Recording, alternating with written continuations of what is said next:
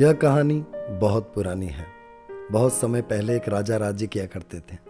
उनका स्वभाव बहुत अच्छा था, पर यदि उन्हें एक बार गुस्सा आ जाए तो वो किसी की न सुनते थे। गुस्से में वो किसी से कुछ भी बोल देते थे और कई बार ये गुस्सा उनके लिए और उनकी प्रजा के लिए काफ़ी घातक साबित होता था। एक बार की बात है, राजा अपने मंत्रियों के साथ नहर किनारे भ्रमण कर रहे थे। अचानक उन्होंने अपने मंत्री से कहा, ये नहर का पानी कहाँ जाता है?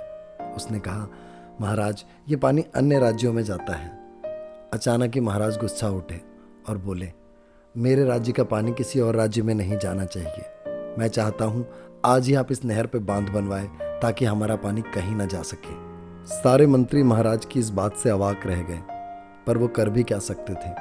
राजा की आज्ञा मानने के अलावा उनके आगे कोई विकल्प न था। अगले ही दिन से उन्होंने नहर पर बांध बनवाने का कार्य प्रारंभ किया। कुछ दिनों में बांध बनकर तैयार हो गया। मंत्री जानता था कि बांध तो बन गया है, पर पानी की अपनी एक प्रवृत्ति होती है। यदि हम उसे रोकेंगे तो वो फैलेगा, और हुआ भी ऐसा ही। धीरे धीरे पानी राज्य में फैलने लगा।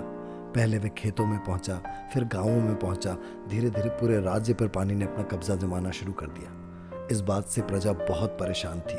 सब मिलकर मंत्री के पास पहुंचे और उन्हें कहा, हमें इस मुसीबत से बचाइए, हम बहुत परेशान हैं। कुछ सोचकर मंत्री बोले, आप एक दिन के लिए किसी ऊंचे स्थान पर चले जाइए। मंत्री मन में जानते थे सारे राज्य में पानी फैल चुका है, अब पानी राजमहल की तरफ बढ़ चला है। उसी रात पानी राजमहल में घुस गया। राजा को सोते सोते कुछ एहसास हुआ। जब वो उठे तो देखा उनके चारों ओर पानी था।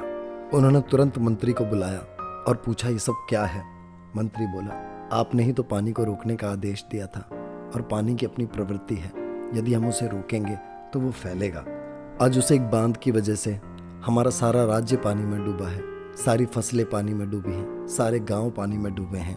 सभी इंसान और मवेशियों की जानों को खतरा है। अपने चारों ओर पानी का सैलाब देख राजा को अपनी गलती का एहसास हुआ और उसने मंत्री से कहा, आप तुरंत उस बांध को गिराएं ताकि पानी अपने रास्ते पर आगे बढ़ सके।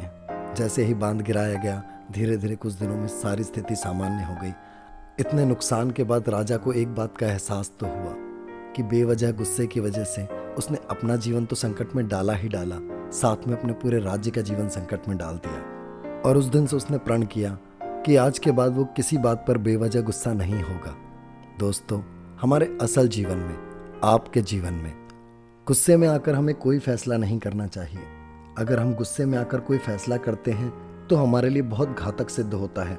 साथ ही साथ हमारे आसपास या हमसे जुड़े लोगों के लिए भी वो परेशानी का सबब बन सकता है। विपत्ति के समय हमें थोड़ा सा धैर्य बना के रखना चाहिए, क्योंकि धैर्य रखने से कई बार ऐसी परिस्थितियां होती हैं जो हमारे लाख कोशिश करने से भी नहीं हटती, लेकिन धैर्य बनाए रखने से समय के साथ वो अपने आप चली जाती हैं। अतः किसी भी तरह की परिस्थिति में हमें धैर्य नहीं छोड़ना चाहिए।